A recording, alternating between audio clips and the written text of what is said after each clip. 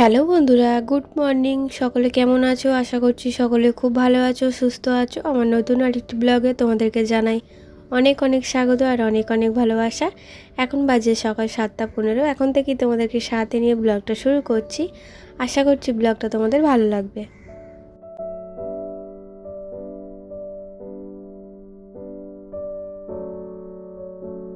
তোমাদেরকে বলেছিলাম না একটা র্যাক কিনেছি, তো এই র্যাকটাই কিনেছিলাম। সেই যে গামলি কিনেছিলাম তার সঙ্গে এই র্যাকটাই কেনা হয়েছিল। আর এই র্যাকটা কিনেছিলাম জামা প্যান্ট গুছিয়ে রাখার জন্যে। তো আমার মেয়ের পছন্দ হয়েছে বলে ও বলল যে মা আমি এটার মধ্যে আমি জামা প্যান্ট গুছিয়ে রাখবো। তাই জন্য ও কোনো রকমে এর মধ্যে জামা প্যান্টগুলো গুছিয়ে রেখেছিল। তো আমি আবার সেগুলো ভালো করে ভাঁজ করে পরিষ্কার করে গুছিয়ে রাখছি আর কি। তো গুছানো থাকলে আর কি জিনিসটা দেখতে ভালো লাগে। আর আমার মেয়ে না মানে 2 দিন হয়ে গেল বাড়িতে নেই। তো ও গেছে আমার পিসিমণির বাড়ি। তো অনেক দিন থেকেই বলছিল পিসিমণির মেয়ে ওকে দিয়ে আসার জন্যে। তো আমি পড়াশোনার জন্যে দিয়ে আসা হয়নি। আর 2 দিন না পড়ার ছুটি আছে, তাই জন্য ভাবলাম দিয়ে আসি। তো একদিন স্কুল কামাই হবে আর 2 দিন পড়ার এমনিতে ছুটি আছে। তো ওই পড়ার যেগুলো আর কি ছুটি দিয়েছে ওগুলো আবার পরে পড়িয়ে দেবে বলেছে, তাই জন্য ওকে দিয়ে এলাম। তো আমি যেদিন আর কি হাতের কাজ দিতে গিয়েছিলাম সেদিন স্কুলে দিয়ে আর আমি চলে গেছিলাম। ওখান থেকে ছুটির সময় পিসিমণিরা নিয়ে নিয়েছিল, ওদের বাড়ি 2 দিন আছে। তো আজকে আসার কথা আছে, কালকে আসার কথা ছিল কিন্তু বায়না ধরেছিল যে আসবে না। তো আজকে বিকালে নিয়ে আসতে বলেছি, ওর বাবা যখন কাজ থেকে ফিরবে তখন ওকে নিয়ে আসতে বলেছি।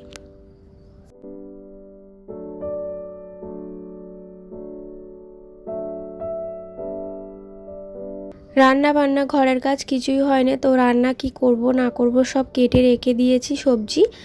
আর এই ঘর দালান সব পরিষ্কার করে নিয়ে তারপর রান্না বসাবো। আর যেহেতু সকালে টিফিনের ঝামেলা নেই, মেয়ে থাকলে একটু টিফিনের ঝামেলা থাকে। আমি যা হোক দুটো খেয়ে নিলেই হয়ে যাবে। ও থাকলে তো সকালে আমাকে টিফিন বানাতে হয়। তো হাজব্যান্ড বেরিয়ে গেছে, ছাতু গুলে দিয়েছিলাম, খেয়ে বেরিয়ে গেছে। ও বেরিয়ে যাবার পরেই আমি ঘরটা গোছাচ্ছি। বেশ কিছুদিন ধরে ভাবছিলাম যে এগুলো একটু পরিষ্কার করবো, এগুলো তো আমি পরিষ্কার করি। তো বেশ কয়েকদিন হয়ে গেল এগুলো পরিষ্কার করা হয়নি। আর ঘরটা না এখন একদম ডিপ ক্লিন করবো না, তো ওটা হচ্ছে পুজোর সময় একদম করব। এখন মোটামুটি চলে যাবে, সেরকমভাবে নোংরা হয়নি। তো একবারে পুজোর সময় করব। আর এগুলো আর কি এগুলো তো আমাকে ডেলি পরিষ্কার করতে হয়, তো কয়েকদিন হয়নি বলে আজকে করছি। তো হাতে 1 ঘন্টা সময় নিয়ে ঘর রান্নাঘর কিভাবে আমি পরিষ্কার করে গুছিয়ে রাখি সেটাই তোমাদের সঙ্গে আজকে শেয়ার করছি।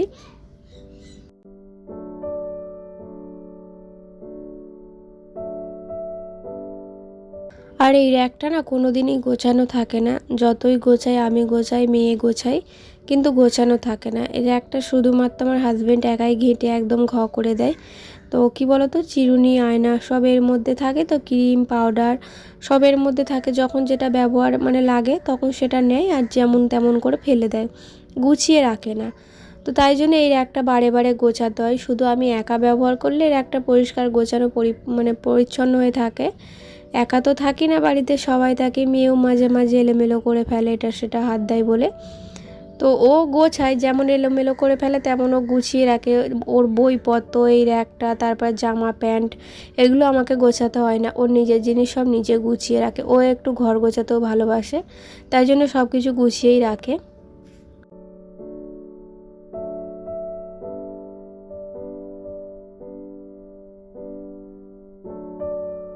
সকাল থেকে তো ওয়েদারটা একদম মেঘলা হয়ে আছে, বাইরেটা অন্ধকার। তো ঘরের মধ্যে লাইট জ্বেলেছি তাও একদম অন্ধকার হয়ে আছে।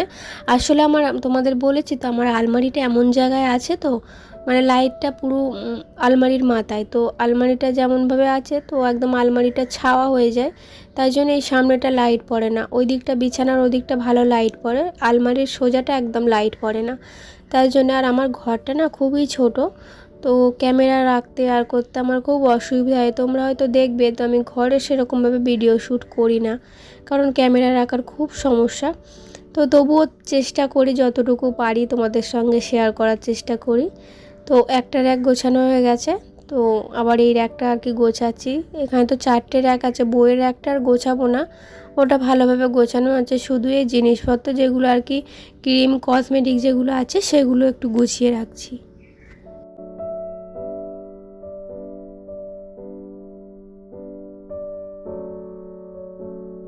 আমার ঘরে না শুধু একটা আলমারি আর খাট ছিল, আর কিচ্ছু ছিল না। তো এই যে র্যাকগুলো দেখতে পাচ্ছ, এগুলো কিন্তু আমি সব আস্তে আস্তে কাজ করে করে কিনেছি।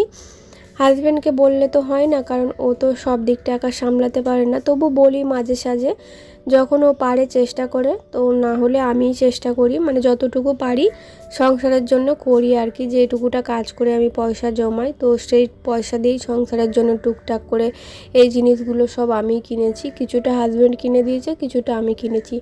আমার খুব ইচ্ছে জানো তো, রান্নাঘরটা সুন্দর করে গোছাবো, ঘরটা সুন্দর করে সাজিয়ে রাখবো, কিন্তু সব সময় তার হয়ে ওঠে না, হাতে সব সময় পয়সা থাকে না। যখন থাকে তখনই কিছু না কিছু জিনিস কিনে আমি রাখি। আমার এত বাসনপত্রও ছিল না, সব আমি আলাদা হওয়ার পর সব এই বাসনগুলো আমি আস্তে আস্তে কিনেছিলাম। যখন আর কি একসঙ্গে ছিলাম তখন কিছুই আমার ছিল না, আলাদা হবার পর সব আমি গুছিয়ে গুছিয়ে মানে আস্তে আস্তে গুছিয়ে কিনেছিলাম।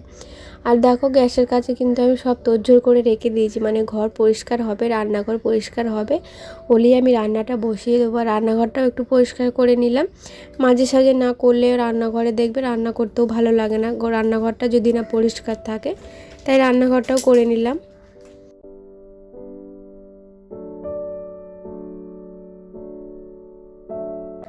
কাজ কমাতে গিয়ে কাজ বেড়ে গেল, দেখো কি সর্বনাশ করেছি সকালবেলায়।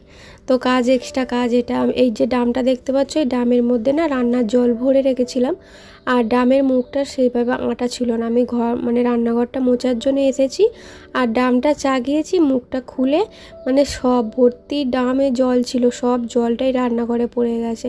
তো দেখো ঘর মোছার জন্য অল্প একটু জল এনেছিলাম, 1 বালতি জল হয়ে গেছে। অনেকক্ষণ টাইম লেগেছে এইখানটায় মানে আমাকে পরিষ্কার করতে, জলটা শুকনো করতে। কাজ যখন দেখবে তাড়াতাড়ি করো, যে একটার পর একটা কাজ করবে, টাইমে ধরে রাখো, হিসাব করে কাজ করো যে এই টাইমে এটা করব, ওই টাইমে এটা করব। তাড়াহুড়ো করি তখনই দেখবে একটা না একটা কাজ এক্সট্রা বেড়েই যায়। আর আজকে যেহেতু দেরি হয়ে গেছে, এক্সট্রা কাজগুলো করেছি, রান্নাঘরগুলো একটু পরিষ্কার করেছি, তো হাতের কাজটাও আছে, সেটাও আমাকে করতে হবে। 11টার মধ্যে সমস্ত রান্না বান্না ঘরের কাজ সবই কমপ্লিট করতে হয়।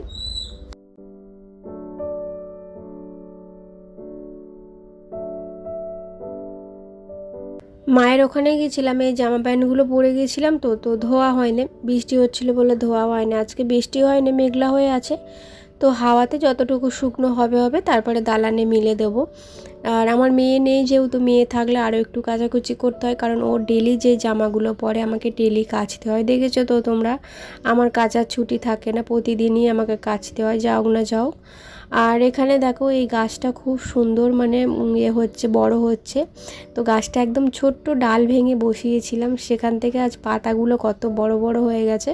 আর এই গাছগুলো না বাড়ছিল না, তো কী হচ্ছিল ভাবছিলাম, একদিন না একটা টালি ভেঙে গিয়েছিলো, সেই টালি থেকে না এই গাছের মধ্যে জল পড়েছিল। জল পড়ার পর থেকে না, বৃষ্টির জল পড়ার পর থেকে না গাছটা খুব সুন্দর বেড়ে গেছে। তো এখন থেকে আমি গাছে একটু বেশি করে জল দিই।